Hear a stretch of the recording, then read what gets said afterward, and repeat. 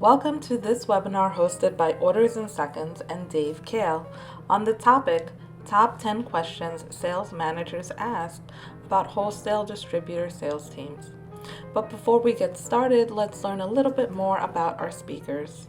Orders in Seconds has partnered with Dave Kahle, a speaker, author, and consultant who's trained and certified more than 2,000 sales managers and tens of thousands of B2B salespeople in the Kahle Way Sales System, a proven system that will empower your sales force and dramatically improve sales performance. A little more about Dave. Dave Kahle has been the number one salesperson in the country for two different companies in two distinct industries. As a consultant and speaker, Dave has been in practice for over 30 years, spoken at more than 400 conferences in the U.S. and abroad. As an author, he's written 13 books on the topic of sales training and management for sales leaders and teams. His books have been translated in 8 languages and are available in 20 countries. He writes and publishes 3 digital publications, Sell Better, Lead Better, and Building Biblical Business, which are distributed year-round with 7,000 plus subscribers. You can also listen to his practical wisdom on selling on his podcast, the Kahle Way Growth Systems podcast. So you can trust Dave knows what he's talking about when it comes to managing B2B salespeople. And now your co-host today, Frank Monterrosa. He is the OIS Product Specialist who will be assisting in asking the top 10 questions sales managers ask about wholesale distributor sales teams, and also sharing where our customers were coming from with the questions presented in this webinar. A little more about Frank. Frank graduated with honors and earned his bachelor's in marketing and advertising. He's participated in many leadership and entrepreneurship courses with more than 15 years experience in customer service, marketing, and sales. Currently, he manages the U.S. and Latin America markets for Orders in Seconds. In part 2 of this webinar, we will be reviewing questions related to managing sales teams, including how can I set up a sales quota for my reps, daily, weekly, or monthly? Is it recommended to set up prospecting goals for new customers, and how should I set up those goals? What do you recommend paying sales reps as a base salary and commission? Kahle's calculation, reviewing Kahle's calculation. And how can I turn order takers into salespeople? But this one, look, Dave, believe it or not, there are companies out there that don't have sales goals in place. And most of the time, it's because they don't know how to create a compensation plan. Or if they have one, it's because, they gotta have one, but they don't really understand how crucial is this for the business to grow. So the question is this: how can I set up a sales quota for for my reps, daily, weekly, monthly? Yeah. Well, we recommend, so we have something we call Kahle Way Sales Management System, which is a system for sales management. The first step in the system is to create annual goals for the sales force, for the sales team. And, the question is, what do you want them to do? What do you want them to do? People will sell, of course, but, you can measure sales behavior much more precisely these days than you could 15 or 20 years ago. So first question is, what do you want them to do? And the goals should come, I believe goals come from on high, they come from above down. So your owners or your executives need to set the goals, the basic goals for the sales team. And then the sales manager's job is take those and divvy them up in an appropriate way. For example, you might have a goal for new customers, but one sales territory, there are no new customers because he knows everybody is selling to him. The other one might be a new territory where it's everybody's a new customer. So the goals have to be, and again, there's an art and science here together. The goals have to be divvied up or arranged based on the sales manager's knowledge of the person, knowledge of the territory, and so on. But again, start with annual goals, and you break them down. One thing that is really important when it comes to goal setting and ideas for salespeople, and it's something that most sales forces just never do, and it sounds so simple, and it's something I call QPC. QPC stands for Quantified Purchasing Capacity. Some people call it the share of wallet or whatever. Quantified Purchasing Capacity is the answer to this question. If this account bought everything they could from me over the next 12 months, how much would it be? Sounds simple. And you would think, like from my perspective, if you're gaining information about an account and you get, putting it into a CRM or system or something, as there's name and address and phone number and all that. Okay, once you get all that information in, what's the next most important thing you need to know about every account? How much they can buy. And I will tell you, I have personally and contractually worked with over 500 different companies. Do you know how many of them understood this idea of QPC, required every salesperson to get it, had a place on their computer system to put it in? You know how many of those 500 did that? One. And it's sometimes these little things like this can make a big difference. If I will tell you, this is one. If you just introduce this concept and require a salesperson to do it, that alone will improve sales, because salespeople will see, oh, wait a minute, there's a whole lot more potential here than I thought. So QPC potential is part of the goal setting process for sure. Wow, I love it. I love the answer, Dave. Let's move on to the next question, number 6. Mm-hmm. Look, most of the time, wholesale distributors are so focused on selling to the existing customers, and they don't really pay attention to identifying new potential customers. So that's why this question is important. Is it recommended to set up prospecting goals for new customers, and how should I set up those goals? Yeah. Well, that's an issue, particularly in the world of wholesale distribution, because it's built on repetitive sales calls. So it's call after call to a same group of people. I mean, that's the basis of wholesale distribution. And so people get into comfort zones, and a lot of salespeople are really uncomfortable with calling on somebody who doesn't know them and isn't expecting. That's a new customer, or at least a potential new customer. So I recommend a really organized approach to acquiring new customers. And we have a 4-month program to teach salespeople what we call the sales master's approach to acquiring a customer. And basically, you start out with suspects. Suspect is someone you suspect might one day be a customer.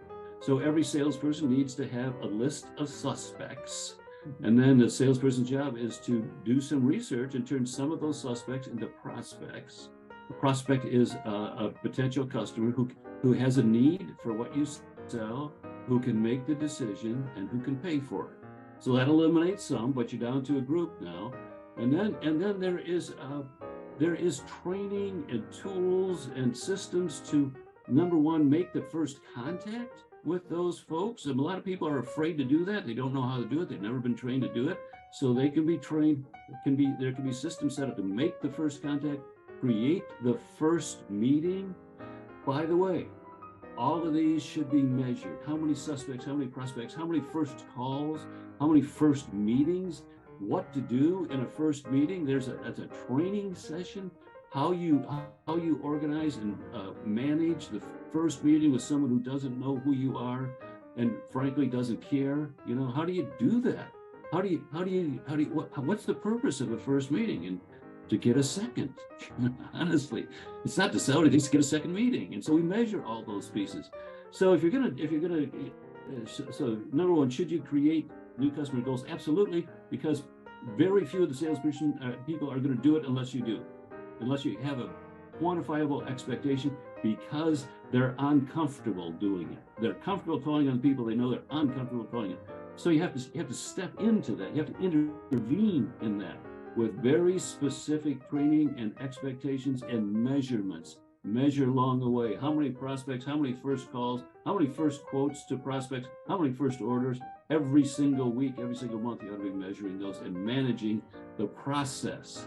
Acquiring a new customer is the end result with steps that happen along the way. Measure the activities along the way. Perfect. And for all the attendees, there are a lot of different tools out there that you guys can use to measure the different stages of what Dave was describing. So it's really interesting and important to take note of what Dave just said. So let's move on to the next one, the number 7. Look, this is a very important question that is quite often difficult to define, and I believe you already kind of mentioned it in previous question. So the question is this: what do you recommend paying sales reps as a base salary and commission? Dave? Yeah. Well, I do a lot of work with sales compensation, and I mentioned to you when we were getting ready for this call, I just got off the phone with a coaching project with another client, and we do so much of this. We have a process and a document and so on. So what do I recommend? 100% base salary programs are obsolete. 100% commission programs are also obsolete. So these days, what we generally end up with is a combination of what I call fixed or salary or base salary, you want to call it, but it's that portion of a salesperson's income that he's going to get regardless, and then in fixed and variable. And variable is that portion which we used to say was commission. I don't like to use the word commission today. We use the word incentives. So we have a base and incentives. So you make some decisions. It could be 50-40, 50-50, 40-60, whatever. There's a ratio there. The other thing to keep in mind when we're doing compensation plans, let me just back up a minute. we do a lot of work with compensation plans, and over the years, I've discovered this. Most sales organizations have the compensation plan they have because they have it. There's no reason. It was just done by some previous generation, and they have a compensation plan because it's what they have. In other words, there's no strategic reason. That's got to be changed. The compensation plan is a huge part of a salesperson's job, and it should be defined strategically, rewarding the behavior that you want the salesperson to do. We have this, when you're doing a compensation plan, there's two things we look at. Number one, efficiency. Number two, effectiveness. Efficiency refers to the amount of the gross profit that the sales force consumes.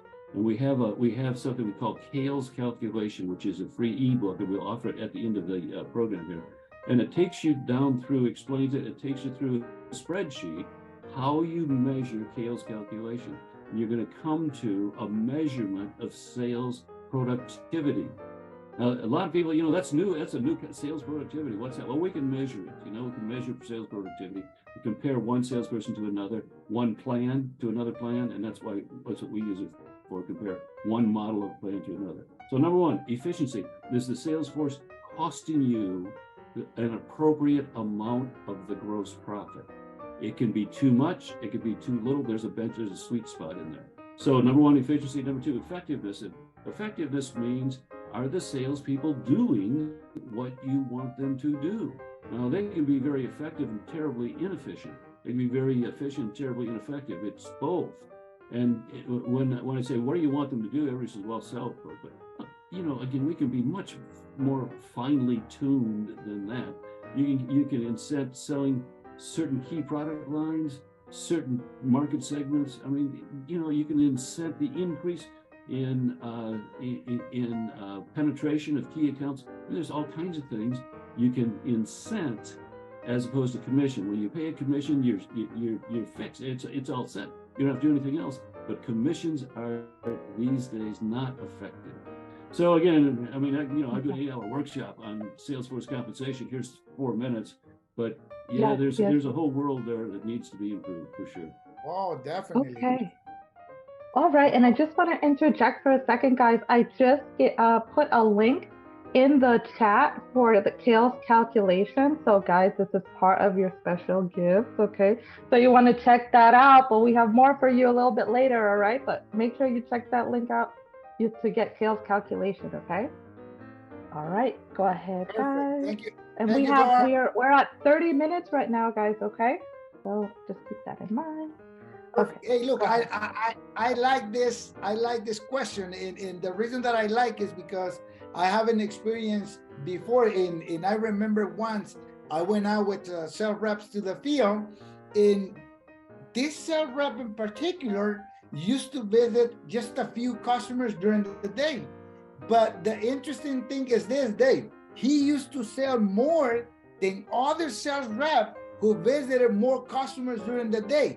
How that happens? And I believe this is the reason, because this person was so focused on generating relationship with the customers, and he became a salesperson, not just an order taker. So the question is this: how can I turn order takers into salespeople that really love what they do, not just go out and take the order and next, take the order and next, because that doesn't develop a relationship with the customer, because you're going to continue talking to these people. So that's the question right there, Dave. That's probably the situation that I encounter most often. I've got just the client I'm working with this morning. Basically, how do I take order takers and turn them into salespeople? And there's not 25 words or less answer. It's bigger than that. It begins with organizing your sales structure to reward salespeople. And when I say, what do you mean by sales structure? Well, it's all the decisions that you make that impact the salesperson outside of the person himself or herself. So your compensation plan, the alignment of the sales territories, the idea of focusing on potential or QPC, all those are decisions that a management team makes that impact the salespeople. So number one, you got to arrange your sales structure to reward the kind of behavior that you want. And the kind of behavior you want is sales. So number one, you start working on the structure. Goals, we talked about goals already. So you create goals for sales, not just routine, but for the increase in sales. Everybody says they want an increase in sales, but they reward every dollar of sale. That doesn't make sense. If you want an increase, pay your incentive on the increase, not on every dollar. Just see that alone. That's one little piece can make a huge difference. Pay your incentives on the increase, not on every dollar. Simple. So there's that. So compensation, goals, compensation, training and development. We touched a little bit on training and development, but again, most salespeople have never been trained in the best practices of their job. So they default to what feels comfortable, what feels easy, and that often means they're going to fall into a rut, a comfort zone, because it's comfortable and it's easy. So we got to break them out of that. We got to get them into somewhere else. And one of the pieces is show them what is expected and train them in that. So you can't expect a salesperson to do something you haven't showed them how to do. So again, go back to that thing. Training is so important. Accountability is another piece. You can't allow a salesperson to not make appropriate progress towards their goals, or not, you cannot allow that. And that means that you have to have some form of accountability. And again, in our sales management system, we train sales managers to have a monthly, once a month, face-to-face conversation, a highly scripted conversation with every salesperson. And that's an accountability and encouragement session. You have to have accountability. And then finally, you got to have some measurements. You got to measure certain things, like measure new accounts, measure prospect calls, measure the increase in SKUs sold to key accounts.